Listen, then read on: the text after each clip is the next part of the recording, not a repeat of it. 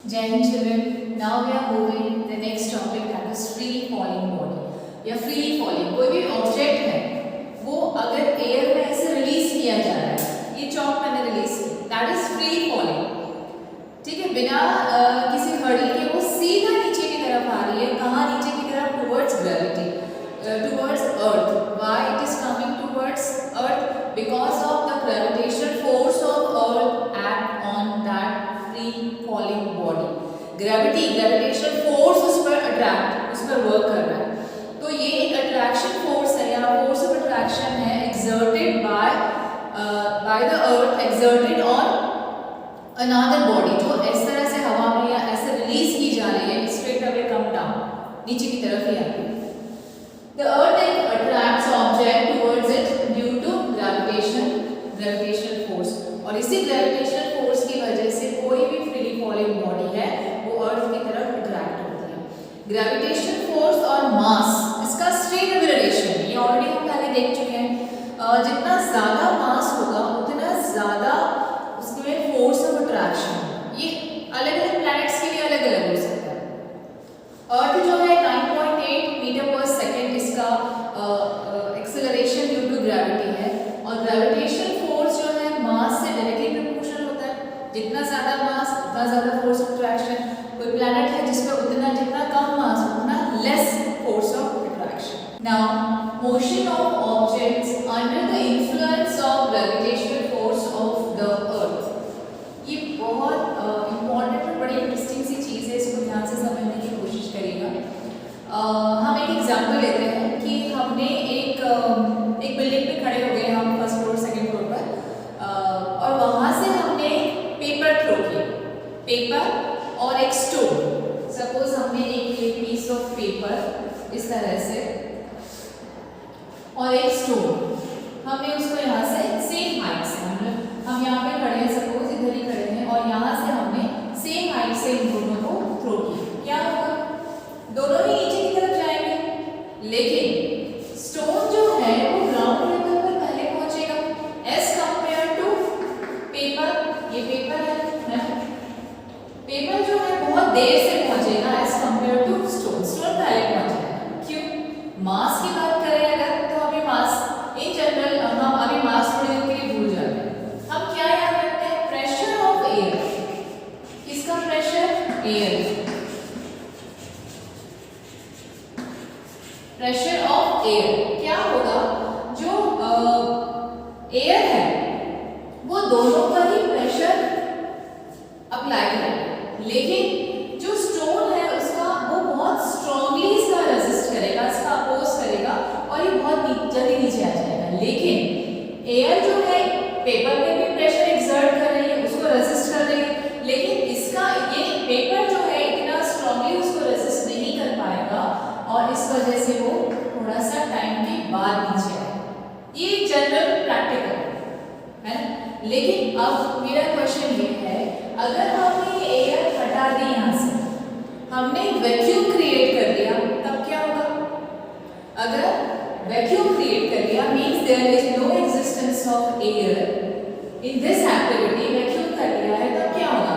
Paper और ये stone दोनों सेम स्पीड से एक साथ एक ही टाइम तक नीचे पहुंचेंगे, है ना? एक स्टोरी भी है गैलीलियो गैलीली की। He did certain kind of experiments on the Leaning Tower of Pisa। वहाँ पे हमने एक्सपेरिमेंट किए थे, और उन्होंने ऐसा प्रेडिक्ट किया था कि कोई भी दो ऑब्जेक्ट्स हैं, भले ही वो बिग है, स्मॉल है, हॉलो है, सॉलिड है, अगर वो एक ही हाइट से ड्रॉप किए जाते हैं तो जो रीचिंग टाइम है उनका सेम होता है। यहाँ पर उन्होंने मास को नेग्लेक्ट किया था, मास को नेग्लिजिबल माना था, और ऐसा ज्यूम किया था कि ये वैक्यूम है, इस पूरे एरिया में वैक्यूम है, और इस कंडीशन में ये नीचे आ रहा है। क्यों नीचे आ रहा है? क्यों आ रहा है एक साथ नीचे? क्योंकि यहाँ पर जो है क्या काम कर रही है? स्मॉल जी, और gravity, acceleration due to gravity, that is small g. With the help of this concept थोड़े बहुत हम फॉर्मूलाज इससे रिलेटेड लिखेंगे, क्योंकि मैक्सिमम इस चैप्टर के जो न्यूमेरिकल्स हैं उसी फॉर्मूला पे बेस्ड है। Already we have seen in the chapter 8, that is motion। Motion में हमने क्या लिखा था? डिराइव थ्री फॉर्मूलाज, है ना, थ्री इक्वेशंस ऑफ मोशन हमने डिराइव किए थे, काइनेमेटिक इक्वेशंस जो है डिराइव किए थे। क्या था उसका थोड़ा सा एक रिकैप ले लेते हैं। सपोज ये एक बॉडी है जिसकी इनिशियल वेलोसिटी है u, वो मूव करके यहाँ तक जा रही है, तो फाइनल वेलोसिटी होगी इसकी v, डिस्टेंस जो है उसका s, और मूवमेंट जो है between the time duration of t। तो थ्री इक्वेशंस हमें मिले थे, थ्री काइनेमेटिक इक्वेशंस मिले थे। फर्स्ट क्या था, v is equal to u plus at, that is the first equation of motion। Second था s is equal to ut plus half at square। Third था 2as, 2sa या 2as लिख सकते हैं, as लिख सकते हैं, 2as is equal to v square minus u square। These three equations we have got it with the help of that derivation अगर याद है, वो डायग्राम याद है। अब यहाँ पर अगर हम बात करें तो यहाँ पर मोशन कैसा हो रहा है, यहाँ पे मोशन जो है वर्टिकल हो रहा है। Vertical motion means what, moving this side, ये वर्टिकल मोशन है, ऊपर नीचे से ऊपर जाना है या ऊपर से इस तरह से नीचे आना है। तो certain changes will happen in this formula. क्या चेंजेस, अगर हमें ये डिस्प्लेसमेंट, जैसे हमने ये डिस्प्लेसमेंट यहाँ से यहाँ तक का इसे डिस्प्लेसमेंट माना हॉरिजॉन्टली, लेकिन हम जब वर्टिकल बात करेंगे तो s is replaced by height. यहाँ पे हम हाइट के बारे में बात करेंगे, h is replaced by height. अब a जो है दिस इज एक्सेलरेशन, और we can call it rate of change of velocity in a given time period. Rate लिखा हुआ है, that means it should be divided by time, isn't it. अब यहाँ पे क्या हो रहा है, ये जो फ्रीली फॉलिंग बॉडी है ये नीचे से ऊपर और ऊपर से नीचे जा रही है, किसके थ्रू, मतलब ये जो नीचे की तरफ आ रही है या ऊपर जाके जो वेलोसिटी इसकी कम होती जा रही है, ये किस इफेक्ट के अंदर आ रही है। This effect is known as acceleration due to gravity. तो a will be replaced by small g, है ना, ग्रेविटी के थ्रू रिप्लेस हो जाएगा। Now you can see these three equations। आप कुछ नहीं करना है, आप मेरे साथ पेन पेपर लेके बैठिए और एक एक करके ये फॉर्मूला को फिर से लिखते चलेंगे। हम धीरे धीरे इसको रिप्लेस करेंगे। कैसे, फर्स्ट हो जाएगा u प्लस a, तो ये हो जाएगा हमारा gt, u प्लस gt, हमने a को रिप्लेस कर दिया g से। नेक्स्ट हो जाएगा half ut plus s is equal to ut plus half g t square, ये हमारा सेकेंड इक्वेशन आ जाएगा। थर्ड की बारे में बात करें तो gs, acceleration due to gravity, is equals to v square minus u square. अब एक चीज जो हम भूल गए हैं करना, आप याद रखिएगा, क्या होगा, हमने को इससे भी रिप्लेस करना है डिस्प्लेसमेंट को। Displacement is also replaced. अब यहाँ पे क्या हो जाएगा, दिस इज h, ये हाइट से रिप्लेस हो जाएगा, because this is vertical motion.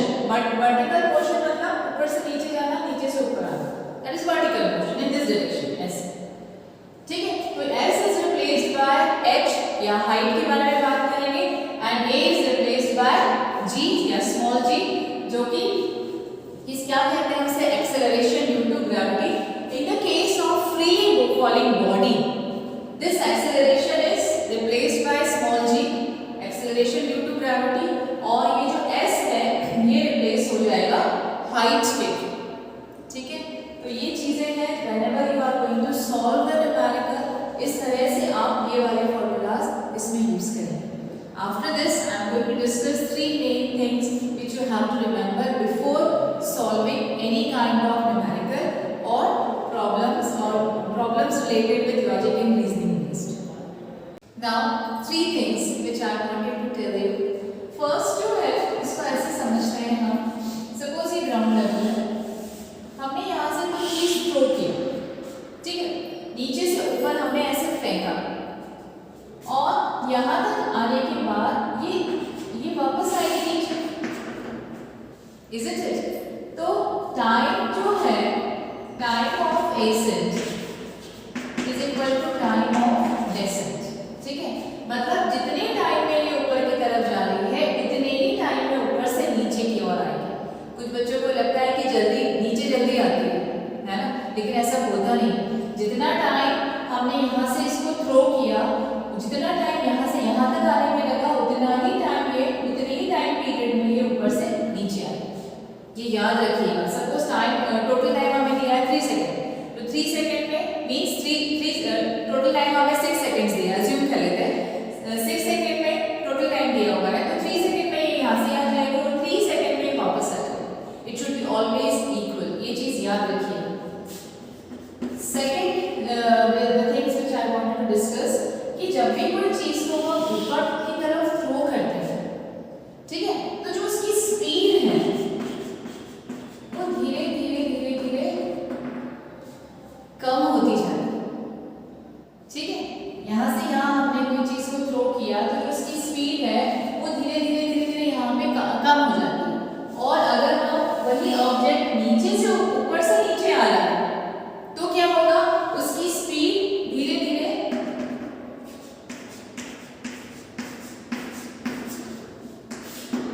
Increase हो जाएगी। क्लियर? यहाँ से यहाँ तक जा रही है, मींस यहाँ पे क्या हो रहा है, ये जो ऑब्जेक्ट हम नीचे से ऊपर ऐसे थ्रो कर रहे हैं because we are working against the gravity, हम ग्रेविटी से अगेंस्ट काम कर रहे हैं। डेफिनेटली कोई भी ऑब्जेक्ट ऊपर से जब नीचे जाता है तो वो अर्थ की तरफ जाता है, यहाँ पे ग्रेविटी वर्क करती है। अब यहाँ पे क्या हो रहा है, हम नीचे से कोई ऑब्जेक्ट ऊपर की तरफ थ्रो कर रहे हैं, तो we are working against the gravity. तो यहाँ पर जो g है, g की वैल्यू क्या हो जाएगी, माइनस में आएगी, -8 मीटर पर सेकेंड स्क्वायर। इस केस में when we are throwing any object in towards upward direction, हम अपवर्ड की तरफ थ्रो कर रहे हैं, तब जो g की वैल्यू है वो नेगेटिव रहेगी। कई बार क्या होता है, न्यूमेरिकल में वैल्यूज तो रख देते हैं लेकिन ये साइन के कारण गड़बड़ हो जाता है और आंसर रॉन्ग होता है। तो you have to remember one thing कि that this value of g is negative or positive, वो upward direction में जा रहा है कोई भी ऑब्जेक्ट या डाउनवर्ड डायरेक्शन में। अब इसी में ये वाला केस देखेंगे, जब यहाँ पर ये डाउनवर्ड डायरेक्शन में कोई ऑब्जेक्ट को थ्रो किया जा रहा है ना, कोई भी ऑब्जेक्ट को हम डाउनवर्ड या नीचे की तरफ फेंक रहे हैं, मतलब it is moving towards the gravity, ये ग्रेविटी की तरफ आ रही है ना, तो वैल्यू ऑफ g क्या रहेगी इस केस में, value of g will be positive 9.8 metre per second square. Clear? यहाँ पे साइन का स्पेशल ध्यान रखना है, किस केसेस में, अपवर्ड और downward side. Now third things which you have to remember while calculating numerical question. अब हम इसको फिर से देखते हैं, हमने क्या किया, हमने अपवर्ड डायरेक्शन में एक ऑब्जेक्ट को थ्रो किया, तो क्या हुआ, यहाँ पे स्पीड जो है धीरे धीरे यहाँ की कम हो गई मींस व्हाट, तो यहाँ पर पहुंचने के बाद जो फाइनल वेलोसिटी थी विल बिकम 0, फाइनल वेलोसिटी क्या हो गई 0। अब यहाँ पर कोई ऑब्जेक्ट है, हमने सपोज ये चौक है, ये चौक यहाँ पर ऐसे रखा और ये मैंने ऐसे छोड़ दिया, तो इस स्टेज में क्या था, इस स्टेज में क्या थी, initial velocity, initial velocity will be 0। ये ध्यान रखिएगा, ये हिडन डाटा है, ठीक है। और यहाँ तक आते ये वाली जो वेलोसिटी ये फाइनल हो गई, इज इट? एक बार फिर से समझो, जब हमने किसी ऑब्जेक्ट को या किसी स्टोन को अपवर्ड डायरेक्शन में थ्रो किया, तो यहाँ पर आते वेलोसिटी जो है बंद हो गई, उसके बाद ये आधा नैनोसेकंड रुक के नीचे आएगा, तो फाइनल वेलोसिटी इस केस में होगी 0। लेकिन जब हमने इसको एयर में ऐसे रिलीज किया, हमने इसको छोड़ दिया, तो जो हमने छोड़ा उस वक्त इनिशियल वेलोसिटी क्या थी, 0। ये ध्यान रखिएगा, किसी भी न्यूमेरिकल को सॉल्व करते समय ये डाटा जो है एक तरह से हिडन डाटा होते हैं, हमें भले ही नहीं दिया हो पर अंडरस्टूड है कि ये रेस्टिंग स्टेज से मोशन में आया, यहाँ पे फिर रेस्टिंग स्टेज में आ गया, तब इनिशियल फाइनल वेलोसिटी 0 हो गई, और यहाँ पर जब हमने इसको रिलीज किया तो ये रेस्टिंग स्टेज से मोशन में आया, इसलिए यहाँ पर initial velocity will become 0। Clear? Once again will have a look, एक बार देख लेते हैं। फर्स्ट क्या चीज हमें याद रखनी है कि थ्रो या अपवर्ड डायरेक्शन में जाने का टाइम और वापस आने का time will be equal, means time ta is equal to td, means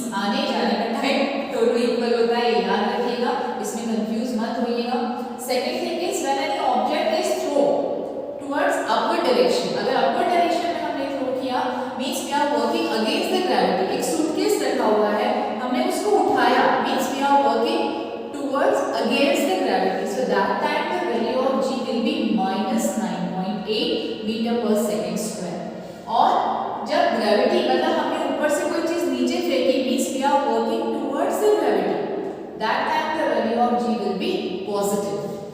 यहाँ पर g की वैल्यू क्या होगी plus 9.8 metre per second square, ये याद रखिएगा। थर्ड जो हमने देखा, थर्ड में क्या देखा, कोई भी ऑब्जेक्ट जब अपवर्ड डायरेक्शन में जा रहा है तो यहाँ पर आकर उसकी फाइनल वेलोसिटी 0 हो जाती है, और जब कोई ऑब्जेक्ट को रिलीज किया जाता है, फ्रीली फॉलिंग बॉडी को या एयर में से रिलीज किया जाता है, छोड़ दिया जाता है, तो क्या होता है, initial velocity by that time it will consider as 0। ठीक है, these equations plus these 1 2 3 things are very important in this chapter while solving numerical or while solving your reason logic or reasoning based question या HOTS जो आते हैं high order thinking skills वाले जो question है ये इस पर बेस्ड होते हैं। I hope this topic is